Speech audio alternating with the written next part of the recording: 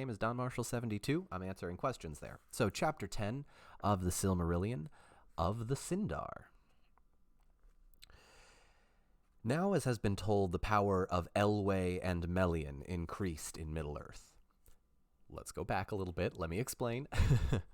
Elwë and Melian. Elwë is an elf who changes his name to Thingol, and Melian is I call them spirits, but they could also be called lesser gods. Melian is a Maya, which is like one step down from like a Valar. And so the story of Melian and Elwë, whose other name is Thingol, plays a very intricate role. So we are now sort of being reminded of Elwë and Melian. Those two stayed in Middle-earth. They did not go to the Undying Lands with the rest of the elves when the gods called them over. So we're going to learn a little bit more about that. Now, as has been told, the power of Elwë and Melian increased in Middle-earth, and all the elves of Beleriand, from the mariners of Círdan to the wandering hunters of the Blue Mountains beyond the River Gelion, owned Elwë as their lord. Elu Thingol, he was called, King Greymantle in the tongue of his people. They are called the Sindar, the grey elves of starlit Beleriand, and although they were Moriquendi, which is another name for the elves. You don't really have to remember that one so much. And though they are called the and although they were Moriquendi under the lordship of Thingol and the teachings of the elves of Middle-earth. And the teachings of Melian, they became the fairest and most wise and skillful of all the elves in Middle-earth. And at the end of the first age of the chaining of Melkor, when all the earth had peace and the glory of Valinor was in its noon, there came into the world Luthien. Remember that name, it's very important. There came into the world Luthien, the only child of Thingol and Melian. Though Middle-earth lay for the most part in the sleep of Yavanna. Yavanna is one of the lesser gods, one of the Valar. She's like the druid, almost, of all of this. Though Middle-earth lay for the most part in the sleep of Yavanna, in Beleriand, under the power of Melian, there was life and joy, and the bright stars shone as silver fires.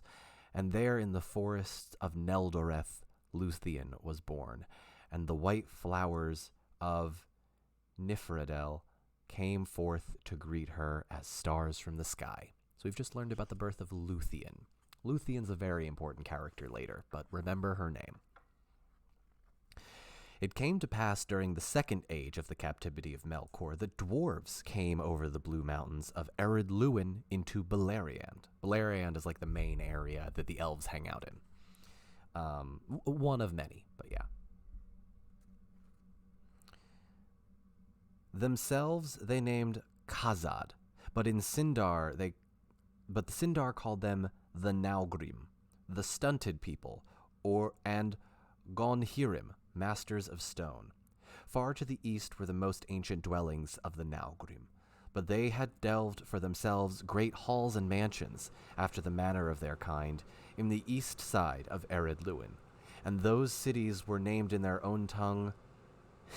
I'm gonna butcher this. Gabil Gathol and Tumunzahar. Actually, that's not bad. To the north of the great height of Mount Dolmed was Gabil Gathol, which the elves interpreted in their tongue Belagost, that is Mickleburg. And southward was delved Tumunzahar by the elves named Nogrod, the Hallowbold. Again, you don't really have to remember most of this. Greatest of all mansions of the dwarves was Khazad-dûm, the Dwarodelf. Oh my god, sorry. The dwarven tongue is impossible. Here we go. The hallowed, greatest of all the mansions of the dwarves was Khazad-dûm, the Dwarodelf, Hadhodrod in the elvish tongue, that was afterwards in the days of its darkness called Moria. You might remember it if you've seen the movies. The Mines of Moria. Yes, this is them. But it was far off in the mountains of mist beyond the wide leagues of Eriador. and to the Eldar came as but a name and rumor from the words of the dwarves of the Blue Mountains. So basically what all of that is saying is, in all of this time, the dwarves have arisen, and they are creating their own sort of mines and halls and dwarvish capitals. Sorry about the pronunciations again. There's a couple of them that the dwarf tongue really gets you. But most of those you don't necessarily have to remember, and if they do come up again, I will bring it up. Also, for those curious, Giblathol, Gabilgathol, and Tumunzahar, Tumunzahar. Not that that's confusing. You want to learn Dwarven instead of Elven? Go right ahead. Go right ahead, River. Alright, let's keep it going. From Nogrod and Belagost, the Naugrim, the dwarves, came forth into Beleriand, and the elves were filled with amazement, for they had believed themselves to be the only living things in Middle-earth that spoke with words or wrought with hands, and that all others were but birds and beasts. But they could understand no word of the tongues of the Naugrim, which to their ear was cumbrous and unlovely, and few ever of the Eldar achieved the mastery of it. But the dwarves were swift to learn, and indeed were more willing to learn the Elven tongue than to teach their own to those of alien race. Few of the Eldar went ever to Nogrod or Belagost, save Eol of Non-Emroth and Maeglin his son. So Eol and Maeglin are going to come up a little bit later. So remember those names. I'll bring them up again, but Eol and Maeglin are important names. But the dwarves trafficked into Beleriand, and they made a great road that passed under the shoulders of Mount Dolmed, and following the course of the river Askar, crossing Gelion at Sarn Athrad, the fords of stone, where battle after befell. So there was a great battle there. Ever cool was the friendship between the Naugrim and the Eldar, and they don't mean cool as they mean it in the 21st century. Cool meaning like cold shoulder, like, okay, dwarves, I see you, but I don't like you. And the elves are like, okay. And the dwarves are like, yeah, okay, elves, I see you. I don't like you, but I see you. Here we go. Ever cool was the friendship between the Naugrim and the Eldar, though much profit they had from one another. But at that time those griefs that lay between them had not yet come to pass, and King Thingol welcomed them.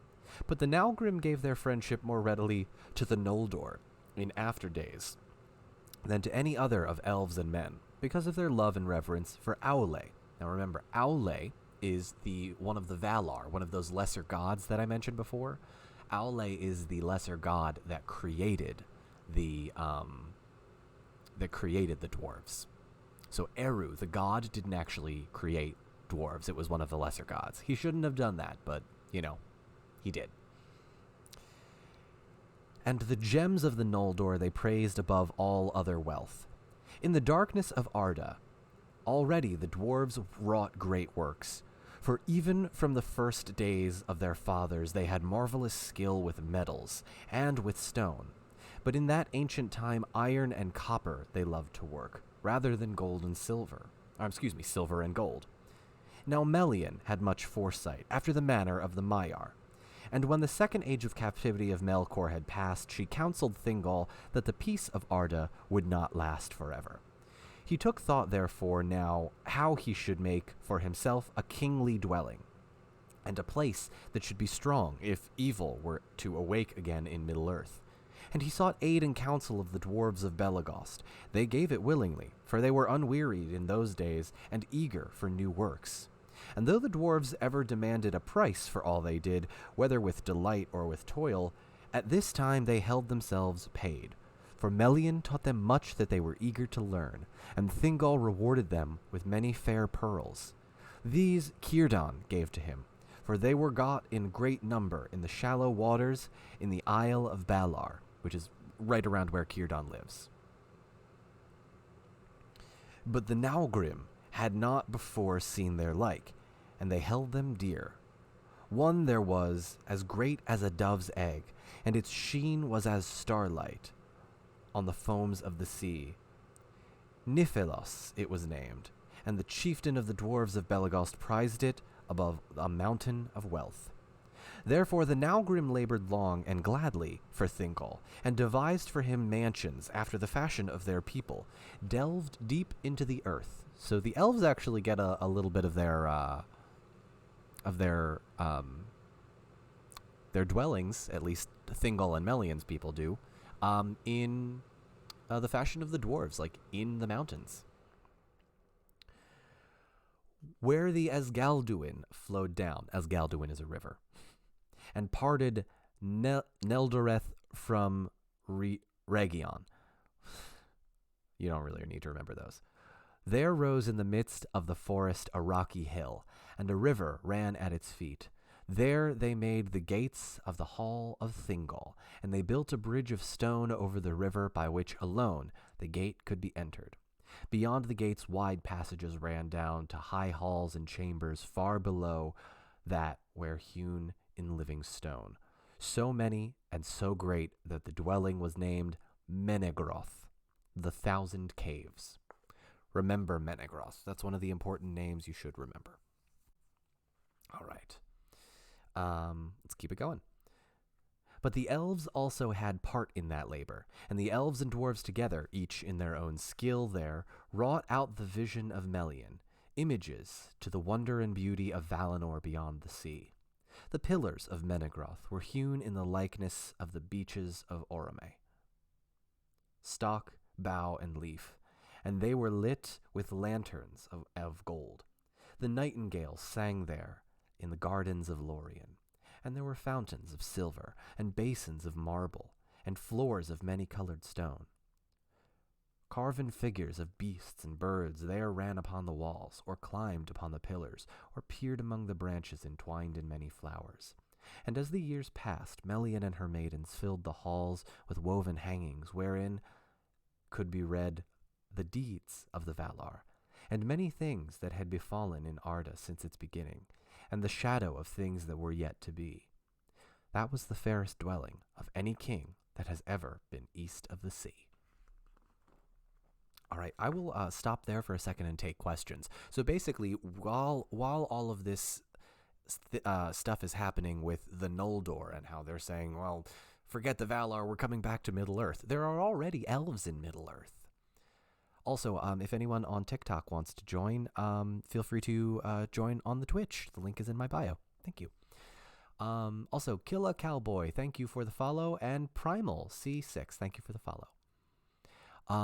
So, while all of this is happening with the Noldor coming over to Middle-earth saying we're going to start a huge war, there are elves, rather, in Middle-earth already that are like, yeah, this is a pretty sweet deal we've got here. We're at peace. We've got good relationships with the dwarves. We're building these amazing things. And they have no idea what's coming. They have no idea what's coming. And really, that's something I could say about most of this story, right? The Noldor charge into Middle-earth. They have no idea what's coming, but they do it. Okay, so we've got some questions.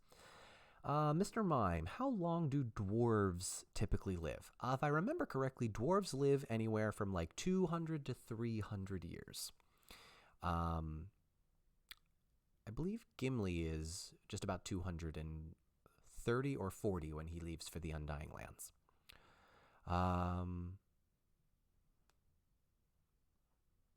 All right, I think that's the only question I have so far. So if I know this really isn't a question-heavy portion, so I think I'm going to keep going. Oh, although Norwegian Elf Pirate does bring up a good point. Dwarves can live much longer than that. They can live up to 500 if they are of the line of Durin. You'll remember, or maybe not, in chapter... was it chapter 4? It's a chapter about... chapter 2 of Aule and Yavanna. Aule is one of the Valar that creates the dwarves. He creates 7 sort of fathers of dwarves, and one of those dwarves is named Durin, and Durin has a very long line. Thank you, Norwegian Elf Pirate. And there are a couple of dwarves that live very long. Also, Kinsey the Pumpkin Queen, thank you for the follow. Very kind of you. All right, I'm going to keep going. And when the building of Menegroth was achieved, and there was peace in the realm of Thingol and Melian, the Nalgrim yet came ever and anon. Ever and anon means like every once in a while. The Nalgrim came ever and anon over the mountains and went in traffic about the land. So basically they're wandering. But they seldom went to the Falas, for they hated the sound of the sea and feared to look upon it. To Beleriand there came no other rumors or tidings of the world without. But as the third age of captivity of Melkor drew on, the dwarves became troubled. And they spoke to King Thingol, saying that the Valar had not rooted out utterly the evils of the north. And now the remnants, having long multiplied in the dark, were coming forth once more and roaming far and wide. There are fell beasts, they said, in the lands east of the mountains, and your ancient kindred that dwell there are flying from the plains to the hills. And ere long, ere, E-R-E, means before. Also, Norwegian Elf Pirate, thank you so much for dropping by. Appreciate you being here. And ere long the evil creatures came to Beleriand over passes in the mountains, or up from the south through the dark forests. Wolves there were, or creatures that walked in wolf shape, and other fell beings of shadow. And among them were the orcs, who afterwards wrought ruin in Beleriand.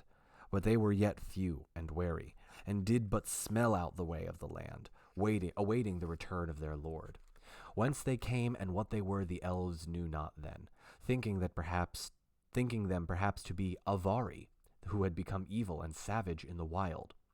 So you'll remember, Avari are the elves that stayed in Middle-earth originally but became lost or hid themselves when the Valar originally came over and were like, okay, we're gonna go over to the Undying Lands. Some of the elves were like, no, we're not leaving. We're terrified of this thing. We're running away. Those are called the Avari. All right. Therefore, Thingol took thought for arms, which before his people had not needed, and these at first the Nalgrim smithied for him, for they were greatly skilled in such works, so they're building weapons, basically. Though none among them surpassed the craftsmen of Nogrod, of whom Telkar, the smith, was greatest in renown. So there's a smith named Telkar. He's great. A warlike race of old were all the Nalgrim, and they would fight fiercely against whomsoever agreed to them. Servants of Melkor, or Eldar, or Avari, or wild beasts, or not seldom their own kin. Dwarves of other mansions and lordships. So the dwarves fight amongst themselves. Their smithcraft indeed the Sindar soon learned of them. Yet in the tempering of steel alone all the crafts of the dwarves were never outmatched, even by the Noldor. And in the making of mail of linked rings, which was first contrived by the smiths of Belagost, their work has no rival. At this time, therefore, the Sindar were well armed, and they drove off all creatures of evil, and had peace again. But Thingol's armories were stored with axes, and with spears, and swords, and tall helms, and long coats of bright mail. For the hauberks of the dwarves were so fashioned that they rusted not, meaning they did not rust, but that they rusted not, but shone ever as if they were new burnished. And that proved well for Thingol in the time that was to come. Now, as has been told, one Lenwë of the host of Aule forsook the march of the Eldar at the time when the Teleri had halted on the shores of the great river upon the borders of the westlands of Middle-earth. Lot to unpack in that sentence. Let me pause here for a moment. So there is an elf named Lenwë, L-E-N-W-E, of the host of Alwë, who forsook the march of the Eldar. So when the elves were coming from Middle-earth to the Undying Lands, Lenwë said, I'm not going. At the time when the Teleri were halted on the shores of the great river. Remember, the Teleri are the mariner group of elves. Little is known of the wanderings of the Nandor, whom he led away down the Anduin. So Lenwë is the leader of the Nandor, and he led them down the river Anduin. Little is known of the wanderings of the Nandor, whom he led away down Anduin. Some, it is said, dwelt age long in the woods of the vale of the great river. Some came at last to its mouth, and there dwelt by the sea. Yet others, passing by arid Nimraeus, the White Mountains, came north again, and entered the wilderness of Eriador, between arid Luwin and the far mountains of mist. Now these were a woodland people, and had no weapons of steel, and the coming of the fell beasts of the north filled them with great fear, as the Nalgrim declared to King Thingol in Menegroth. Therefore Denethor, son of Lenwë, hearing rumors of the might of Thingol and his majesty and the peace of his realm, gathered such host of his scattered people as he could, and led them over the mountains to Beleriand. There they were welcomed by Thingol, as kin long lost that returned. They dwelt in Osiriand, the land of the seven rivers. So, a little bit of an explanation there, because I think some of you may have caught that there is another character named Denethor. So Tolkien has a thing with using names sometimes. He likes to reuse names, whether that's one name twice or one name several times over many generations, or one after another, like someone the second. There's many Thorins. There's many. There's a couple of Thorins. There's a couple of Denethors. There's a couple of. Well, there's only one Glorfindel. He's the same elf. We'll meet him in a minute. Also, I'll pause there because we just have just about a page and a half left to go. Does anyone have any questions? You know what? Let me scroll back up through the chat.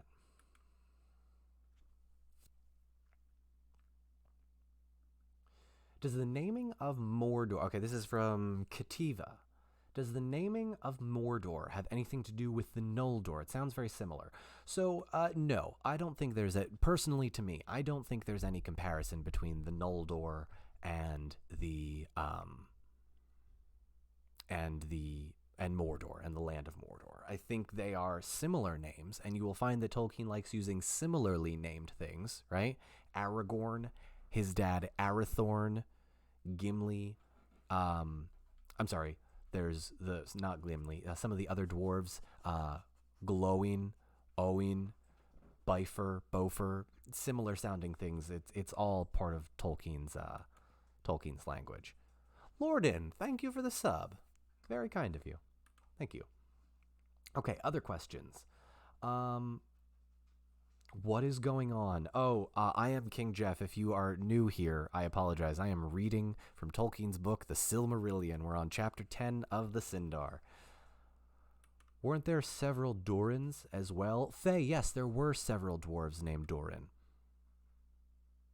Sorry, I think my dog is trying to... River, get down. Also, for those new, I have a I have an emoji of my dog, or an emote of my dog, so feel free to spam that if you feel so inclined. The Shire is in Beleriand. Part of it, yes. My geography notes of the First Age land, like Beleriand and all of that, I'm not terribly clear on.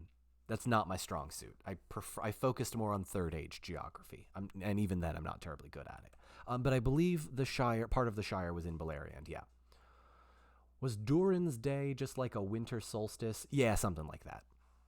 Is Círdan part of the Teleri? No, Balrog, babe. Círdan is part of a group of elves called, I believe, the Falathrim, who are elves that stayed in Middle-earth and didn't go to the Undying Lands. And I believe Círdan is their leader. Oh, good. You are all spamming the the River emote. My dog's name is River, for those of you just here for the first time. All right. Let's keep it going. Do I have slow chat on? I hope I don't. Nope, it's off. Excellent. What are you doing? Sorry, sometimes the dog interrupts, which is why I made her an emote, because I knew she'd be there. Okay, let's keep it going. Thank you for all the questions. So we just learned about Lenwë, who came back and was like, hey, Thingol, you good? And yeah, he is. Loser Grandpapa, thank you for the follow. Also, anyone on TikTok, feel free to join on Twitch. The audio quality is much better. The link is in my bio. Go check it out. Of the long years of peace that followed after the coming of Denethor, there is little tale. In those days it is said, J.R.R, the minstrel, chief lore master of the kingdom of Thingol, devised his runes, and the Nalgrim that came to Thingol learned them, and were well pleased with the device, esteeming J.R.R's skill higher than did the Sindar, his own people. The wife is here. Hello. She's got an emote too. It's a nat 20 dice. All right. Sorry, let's keep it going. By the Nalgrim, the Kirth were taken east over the mountains and passed into the knowledge of many peoples. But they were little used by the Sindar for the keeping of records until the days of war. And much was... Everyone's spamming your emote, dear. Oh my gosh, I see it. Hello, everybody. I'm making some waffles. She's making waffles. I'm good, thank you. I was asking Twitch. But You were asking Twitch if Twitch wanted waffles. Twitch, would you like some waffles? I can make 2 at a time, so we need a couple hours. There are 61 people in the chat, so Well, we're going to be here a see you while. tomorrow. Tin Fizzy has said yes. Chris from Space said yes. Uh-oh. Oh, that was actually her stepping on it. Okay. We're okay for right now. All right. Excuse me. All right. Well, while my wife makes waffles, I'm going to keep going. Here we go. But of bliss and glad life there is little to be said before it ends. As works fair and wonderful, while they still endure for eyes to see, are their own record, and only when they are in peril or broken forever do they pass into song. I love that line because that is such an important line to remember. I'll read it again. But of bliss and glad life there is little to be said before it ends. So basically, when good things are happening, no one writes it down. As works fair and wonderful while they still endure for the eyes are their own record. So while things last, being able to see things and enjoy things is its own record. And only when they are in peril or broken forever do they pass into song. And for the elves, passing into song literally means being remembered in your heart and in history in maybe a tragic way. And in the case of the Silmarillion, there's a lot of tragedy that happens. How long will waffle delivery be? Jared, whereabouts are you? Shipping for food might seem like a bad idea, but we can see. In Beleriand in those days, the elves walked, and the rivers flowed, and the stars shone, and the night flowers gave forth their scent, and the beauty of Melian was at its noon, and the beauty of Luthien was as the dawning of spring. In Beleriand, King Thingol upon his throne was as the lord of the Maiar, whose power is at rest, whose joy is as an air that they breathe in all their days, whose thought flows in a tide untroubled from the heights of the deeps. In Beleriand, still at times, rode Orome. Orome is one of the Valar, you'll remember. He was the one that first discovered the elves. In Beleriand, still at times rode Orome the Great, passing like a wind over the mountains, and the sound of his horn came down the leagues of the starlight, and the elves feared him for the splendor of his countenance and the great noise of the onrush of Nahar. Nahar is his horse. But when the Valaroma echoed in the hills, they knew well that all evil things were fled far away.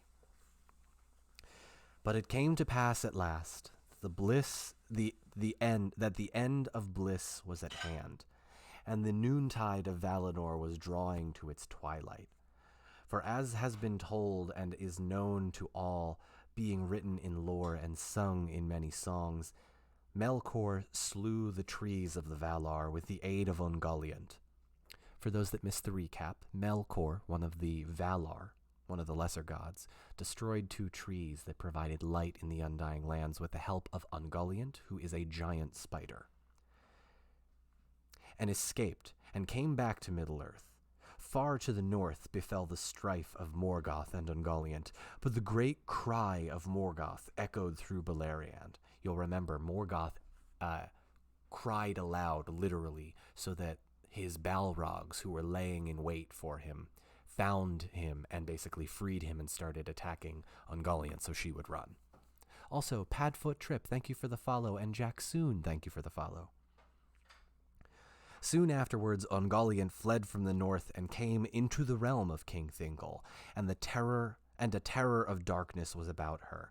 But by the power of Melian she was stayed, and entered not into Neldoreth, but abode long time under the shadows of the precipices in which Dorthonion fell southward.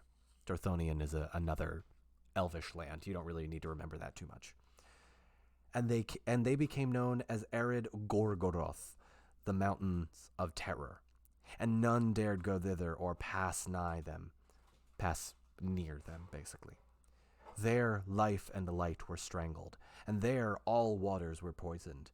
But Morgoth, as has been told before, returned to Angband. Angband is basically like his fortress. Sorry, I lost my place. But Morgoth, as has been told, returned to Angband and built it anew. And above its doors he reared the reeking towers of Thangorodrim. Remember that name, Thangorodrim.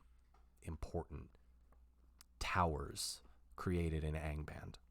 And the gates of Morgoth were but 150 leagues distant from the bridge of Menegroth. Far, and yet all too near. Now the orcs that multiplied in the darkness of the earth grew strong and fell, and their dark lord filled them with a lust of ruin and death. And they issued from Angband's gates under the clouds that Morgoth sent forth, and passed silently into the highlands of the north.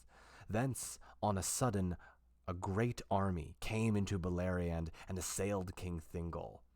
Now in his wide realm many elves wandered free in the wild or dwelt in peace in small kindreds far sundered, meaning there are like wandering groups of elves throughout most of Middle-earth. And only about Menegroth in the midst of the land and along the Thalas in the country of the mariners were there numerous peoples, but the orcs came down upon either side of Menegroth, and from camps in the east between Kellon and Gelion, and west of the plains between Sirion and Nogrod. Again, you don't have to remember any of these. They plundered far and wide, and Thingol was cut off from Círdan at Eglarest. Therefore he called upon Denethor, and the elves came in force from Region beyond Aros and from Osiriand, and they fought the first battle in the wars of Beleriand. There are a lot of wars in Beleriand, get ready. And fought the first battle in the wars of Beleriand, and the eastern host of the orcs was taken between the armies of the Eldar, north of the Adram, and midway between Alros and Gelion. Again, you don't need to remember any of this. North of the Amrad and midway between Aros and Gelion, and they were utterly defeated. And those that fled north from the great slaughter were waylaid by the axes of the Naugrim that issued from Mount Dolmed. Few indeed returned to Angband. That's a lot of words, a lot of flowery language, and a lot of places that don't ever really come up again to say, is the oven or is the waffle maker off? Cool. Awesome. It's another fancy way of saying that there was a big war and all of the elves beat all of the orcs and the dwarves helped. That's it.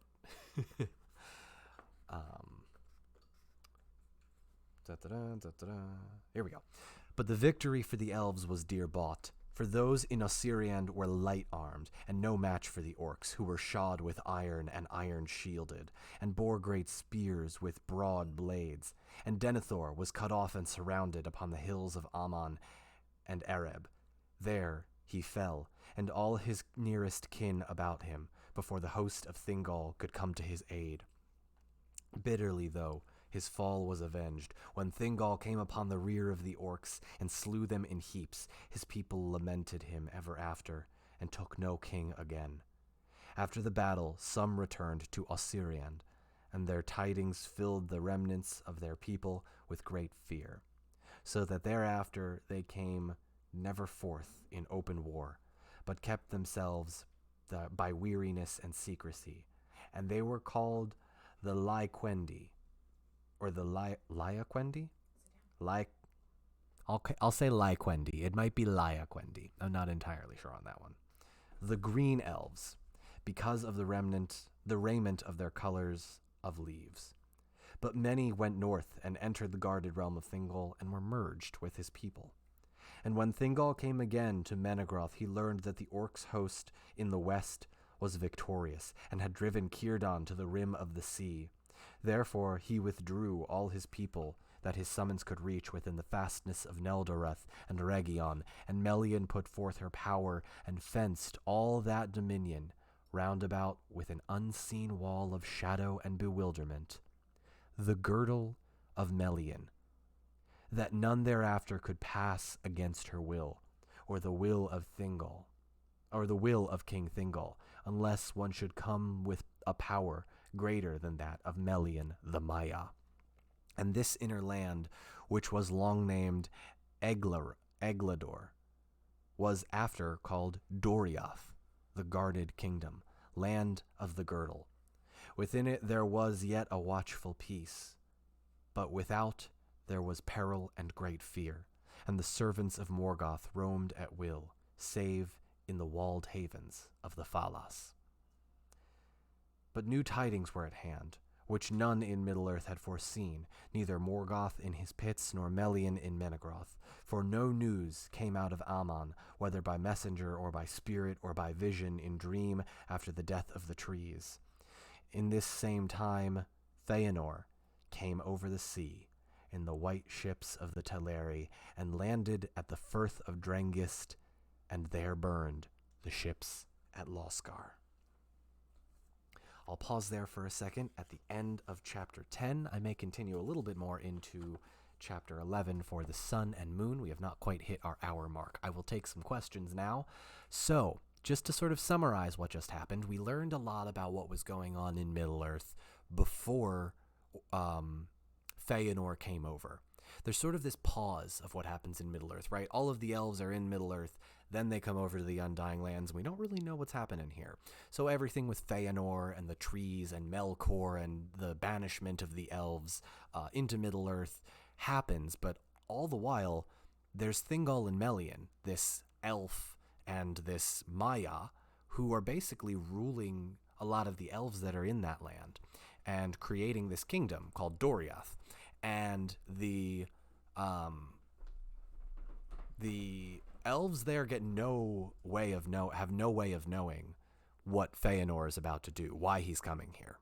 So it's kind of a huge problem for the elves there, because it's like peaceful and the relationship with the dwarves is good, and they've won their battles against the orcs, and then all of a sudden Feanor is here to ruin everything.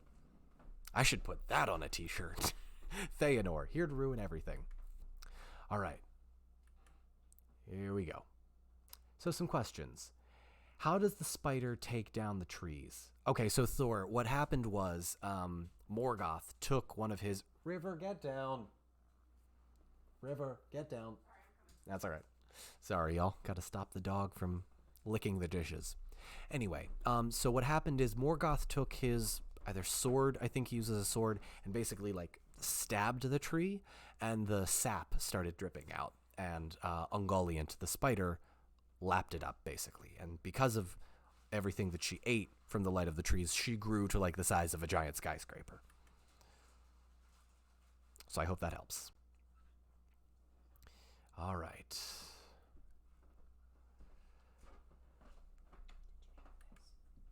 Oh, I haven't shown them that. Can I? Is that... Yeah, I could... I'm probably going to be at the shop. Oh, do you want to wait for? No, I looked at my phone. That's why. Oh, go for it. Go for it. Sorry, y'all. My wife and I are having a business meeting in the middle of a Twitch stream. No, we're not. All right. Here we go. Oh, River, your son fell asleep. Excellent. Lots of Valar have their own species. Does Ulmo get one for himself? So, Mr. Mime, no. Ulmo does not get his own species, but he does get basically all of the things that are in the ocean, right? Giant squid, fish, plant life, seaweed, all of that. Yeah, Ulmo is basically Poseidon. All right. Did I go see the Fellowship of the Ring in theaters this weekend? No, pandemic. It's, I can't in good conscience go. I know it might have been empty, but yeah. Did not go. Hey, thanks, Lord, and I will save my game. Lorden keeps telling you to save that game. That's a reference from like 5 or 6 streams ago. Actually, my Switch is underneath. You can have it. Oh, Dean, yep, hang on. Goodbye, everyone on Twitch. Hello, we're back. Thanks. Also, hey, everyone on TikTok, feel free to join. I'm live on Twitch right now. Come join. Come hang out. Link is in my bio. All right. Did Ungoliant get big immediately? She grew bigger, and then she, like, reached massive size once Melkor and her reached Middle-earth. All right, here we go. No, I think I'm good, yeah. Not terribly many questions this time, mostly because not a lot happened in that chapter. We're just kind of learning about everything that's going on there. All right, I think I'm going to keep going if that's all right. Also, welcome to the 60 or so people that are here, and welcome to anyone that's new. We are just about to start chapter 11. All right, so maybe I cut this into 2 parts. Did you miss the dragons? No, Pudding Cup, you did not miss the dragons. The dragons have not come out yet. We are on chapter 11 of the Sun and Moon and the Hiding of Valinor. This is actually only 5 pages, so we can probably get through chapter 11 as well. Well, Padding, thank you so much for joining. Appreciate you being here. Yeah, we'll pick up on chapter 11. Here we go. Chapter 11 of the Sun and Moon and the Hiding of Valinor. It is told that after the flight of Melkor, the Valar sat long unmoved upon their thrones in the Ring of Doom. Remember, the Ring of Doom is where they hang out. But they were not idle, as Feanor declared in the folly of his heart. For the Valar may work many things with thought rather than with hand, and without voices in silence they may hold counsel with one another. Thus they held vigil in the night of Valinor, and their thought passed back beyond Ea and forth to the end. So basically, the Valar are having conversations in their head, spanning the dawn of time to the end of time, because they can kind of see, not necessarily see the future, but they can see things that could be. Thus they held vigil at the night of Valinor, and their thought passed back beyond Ea and forth to the end. Yet neither power nor wisdom assuaged their grief, and the knowing of evil in the hour of its being. And they mourned not for the death of the trees, than for the marring of Feanor, for the works of Melkor one of the most evil. For Feanor was made the mightiest in all parts of body and mind, in valor, in endurance, in beauty, in understanding, in skill, in strength, and in subtlety alike, of all the children of Ilúvatar, and a bright flame was in him, the works of wonder for the glory of Arda, that he might otherwise have wrought only Manwë, who is the leader of the Valar, might in some measure conceive. And it was told... Oh, that's okay. That's your 1 o'clock alarm. And it is told by the Vanyar. The Vanyar are the elves that stayed in Middle-earth, or one of the groups of. And it is told by the Vanyar, who held a vigil with the Valar, that when the messengers declared to Manwë the answers of Feanor to his heralds, Manwë wept and bowed his head. But at the last word of Feanor, that at the least the Noldor should do deeds to live in song forever, he raised his head, and one that hears a voice far off and says, "So shall it be. Dear bought, those songs shall be accounted, and yet shall be well bought, for the price could be no other. Thus, even as Eru spoke to us, shall beauty, not before conceived, be brought to Ea, and evil yet be good to have been. But Mandos said, and yet remain evil. To me shall Feanor come soon. Let's unpack that for a second. This is basically everything that happens to the Valar after the trees are destroyed and the elves of the Noldor leave. They sit and try and, they grieve, basically. They are heartbroken that this happened.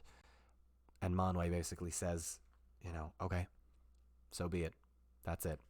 But Mandos, who is basically the ruler of, think of it like I liken it to purgatory, but basically when elves die, their souls go to the halls of Mandos, and Mandos not necessarily rules over them, but gives them a respite, lets them heal until they can come back to their bodies.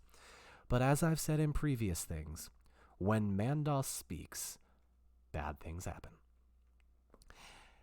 And Mandos says, and yet remain evil, to me shall Feanor come soon. Dun, dun, dun. But when at last the Valar learned that the Noldor had indeed passed out of Aman and were come back into Middle-earth. Sorry, y'all. Then, hang on. They arose and began to set forth indeed those counsels which had...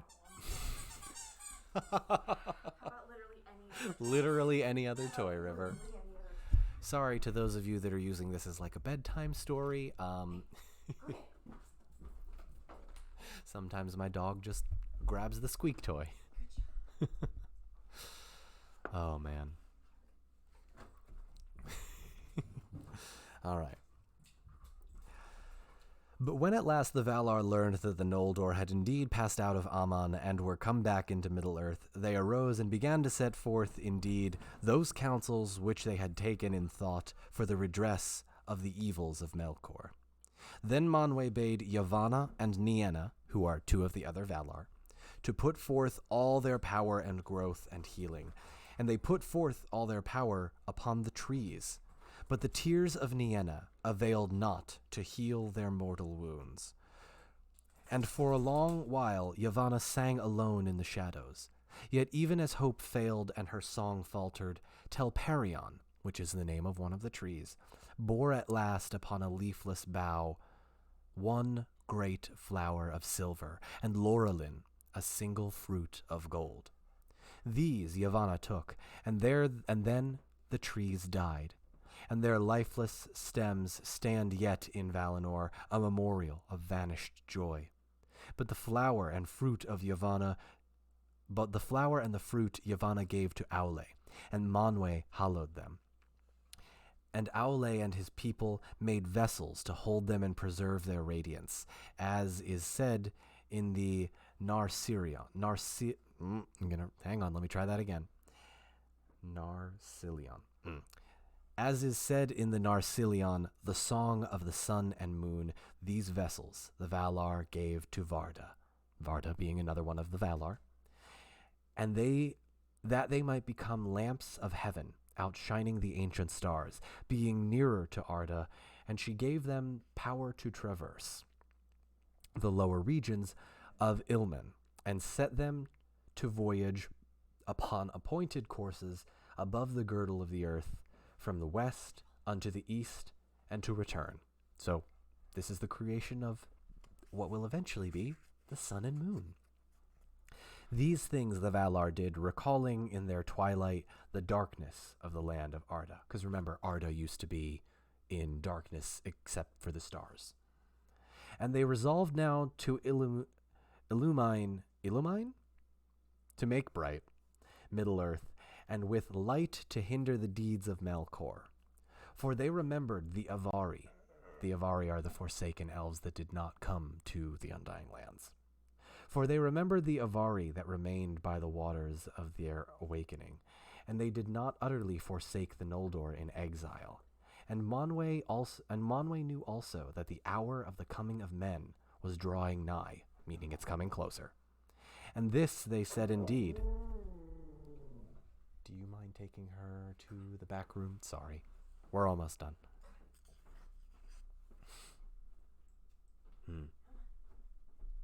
Sorry, y'all.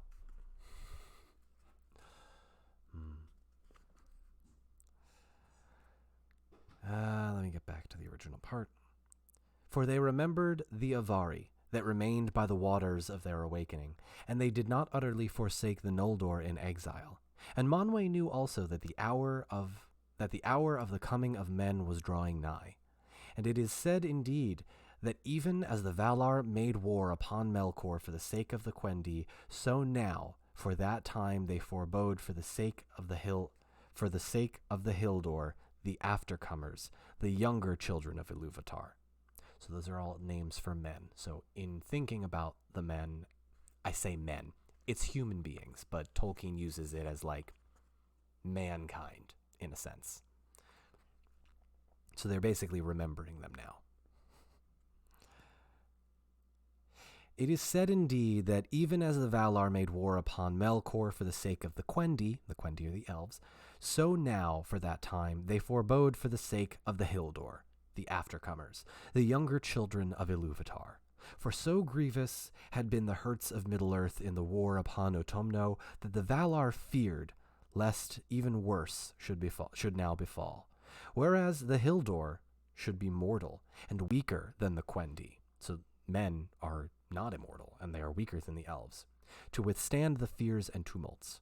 Moreover, it was not revealed to Manwë where the beginnings of men should be, north, south, or east. Therefore the Valar sent forth light, but made strong the land of their dwelling. Isil, the Sheen, the Vanyar of old... Isil, the Sheen, the Vanyar of old, named the Moon, flower of Telperion in Valinor, and Anar, the Fire Golden, fruit of Laurelin, they named the Sun. But the Noldor named them also Rana, the Wayward, and Vasa, the Heart of Fire, that awakens and consumes, for the sun was set at a sign of the awakening of men and the waning of the elves, but the moon cherishes their memory. The maiden, whom the Valar chose from among the Maiar to guide the vessel of the sun, was named Arien, and he that steers the island of the moon was Tilion. In the days of the trees, Arien had tended the golden flowers of the Vanya, and watered them with the bright dews of Laurelin. But Tilion was a hunter of the company of Orome, and he had a silver bow. He was a lover of silver, and when he would rest he forsook the woods of Orome. Going into Lorien, he lay in dreams by the pools of Este, in Telperion's flickering beams. And he begged to be given the task of tending forever the last flower of silver. Arien, the maiden, was mightier than he, and she was chosen because she had not feared the heat of Laurelin, and was unhurt by them, being from the beginning a spirit of fire, whom Melkor had not deceived nor drawn to his service.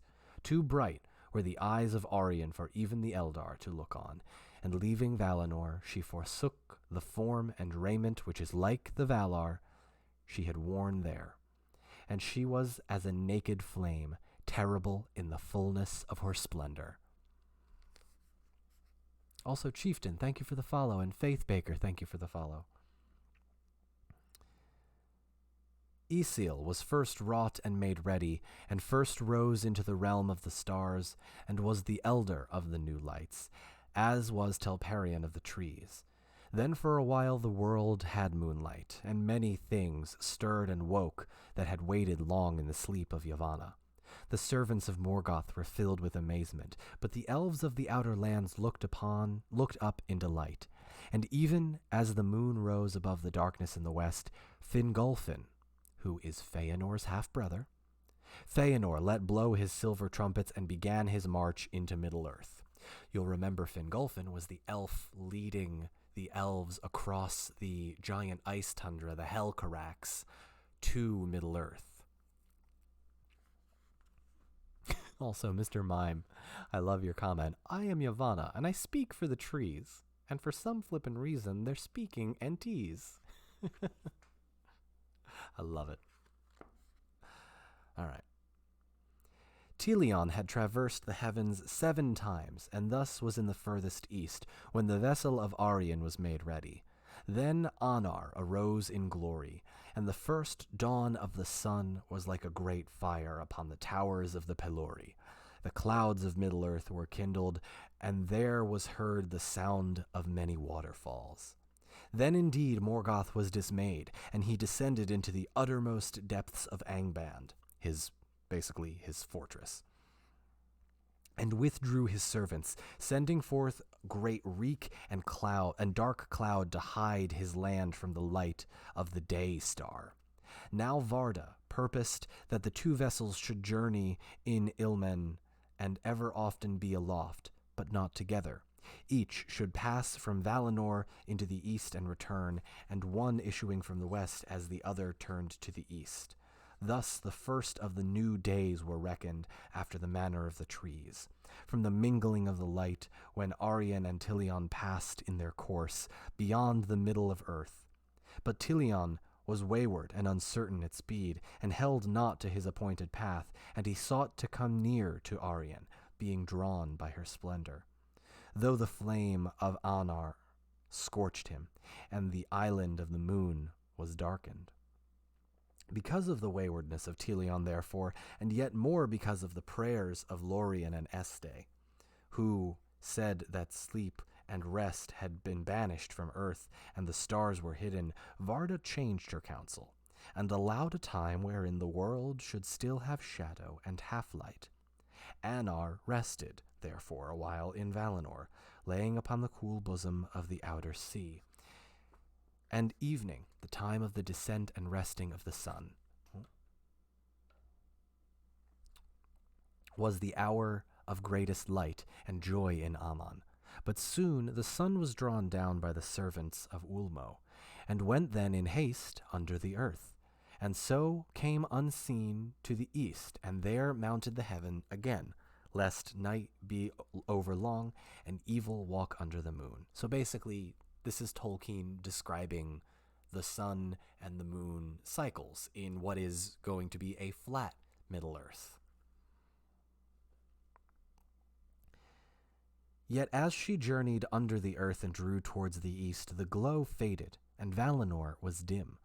And the Valar mourned most the death of Lorelin. At dawn, the shadows of the mountains of defense lay heavy in the Blessed Realm. Varda commanded the moon to journey in similar manner. But only after the sun had descended from heaven.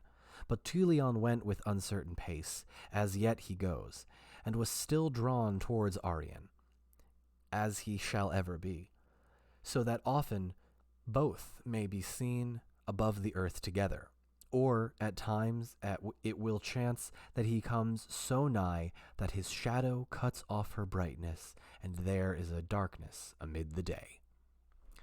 Sounds a little bit like a solar eclipse, Therefore, by the coming and going of Anar, the Valar reckoned the days thereafter until the change of the world. For Telion tarried seldom in Valinor, but more often would pass swiftly over the western lands, over Avathar, or Ahriman, or Valinor, and plunge into the chasm beyond the outer sea, pursuing his way alone amid the grots and caverns at the roots of Arda. There he would often wander long, and late would return. Still, therefore, after the long night, the light of Valinor was greater and fairer than upon Middle-earth. So the sun basically shines better in the Undying Lands. Go figure. For the sun rested there, and the lights of heaven drew nearer to earth in that region. But neither the sun nor the moon could recall the light that was of old, that came from the trees before they were touched by the poison of Ungoliant. That light lives now in the Silmarils alone. But Morgoth hated the new lights, and was for a while confounded by this unlooked-for stroke of the Valar. Then he assailed Tilion, sending spirits of shadow against him, and there was strife in Ilmin beneath the paths of the stars. But Tilion was victorious, and Arien Morgoth feared with a great fear, but dared not come nigh her. He's not going near her, basically. Hang on, real quick. What's going in the chat? I see Don Marshall dating service.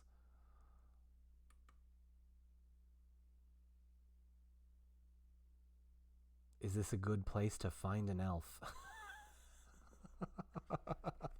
I love it. No worries, no worries. Everyone's spamming the ring emote. By the way, if anyone meets their significant other because of this Lord of the Rings community that we have here, I will come to your wedding and be your ring bearer. No problem. All right, we are almost done. We're so close. Morgoth hated the new light, blah, blah, blah, blah, blah. I just blah-blahed Tolkien. And Arien Morgoth feared with a great fear, and dared not come nigh her, having indeed no longer the power. For as he grew in malice, and sent forth from himself the evil that he conceived in lies and creatures of wickedness, his might passed into them, and was dispersed, and he himself became ever more bound to the earth, unwilling to issue from his dark stronghold. With shadows he hid himself and his servants from Arien, the glance of whose eyes they could no longer endure, and the lands near his dwellings were shrouded in fumes and great clouds.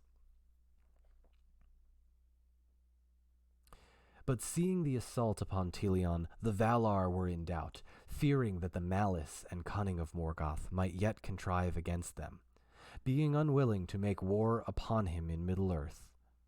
Again, because they already did it once. They remembered, nonetheless, the ruin of Almaren, and they resolved that the like should not befall Valinor. Therefore, at that time they fortified their lands anew, and they raised up the mountain walls of the Pelori to sheer and dreadful heights, east and north and south. Their outer sides were dark and smooth, without foothold or ledge, and they fell in great precipices with face hard as glass, and rose up to towers of crown of white ice. A sleepless watch was set upon them, and no pass led through them, save only at the Calakiria. So there is one entrance to the Undying Lands. Hang on real quick. Is someone proposing in my chat? Because... Pudding, did you just propose to Belladonna? What is happening in my chat right now? Do you two know each other? What is what is happening in my Twitch chat right now? I'm so sorry. YouTube people, I'm sorry if you can't see this, but I think someone just fake proposed. When Don is away, the chat will play. Well, yeah, no kidding. I'm literally looking down the entire time. I've been here an hour and 20 minutes, looking down most of the time. Potatoes and love is in the air. Ah, I see what you did there. That's my merch. I made something that said potatoes and love. All right. Okay, save only the Calakiria that passed, but that pass the Valar did not close, because of the Eldar that were faithful, and in the city of Tirion upon a green hill, Finarfin yet ruled the remnants of the Noldor in the deep cleft of the mountain. For all those elven race, even the Vanyar, and Ingwe their lord, must breathe at times the outer air, and the winds that come over the sea, for the lands of their birth. And the Valar would not sunder the Teleri, who wholly from their kin. But in the Calakiria they set strong towers and many sentinels. And at its issue upon the plains of Valmar the host was encamped, so that neither birds, nor beasts, nor elf, nor man, nor any creature beside that dwelt in Middle-earth could pass that leaguer. So basically, no one could come in. And in that time also, which songs called Nortale Valinoreva. I'm going to try that again. And in that time also, which songs called Nortale Valinoreva, the hiding of Valinor, the enchanted isles were set, and all the seas about them were filled with shadow and bewilderment. And these isles were strung as a net in the shadowy seas from the north to the south before Tol Eressëa, the lonely isle. That's one of the bigger islands. Tol Eressëa is one of the bigger islands. It's where some of the elves live. Hardly might any vessel pass between them, for in the dangerous sound the waves signed forever upon the dark rocks shrouded in mist. And in the twilight the great weariness came upon mariners, and a loathing of the sea. But all that ever set foot upon the islands were entrapped, and slept until the change of the world. Thus it was that as Mandos foretold to them in Ahriman, the blessed realm was shut against the Noldor. And of the many messengers that in after days sailed into the west, none ever came to Valinor, save one only, the mightiest mariner of song. End of chapter 11.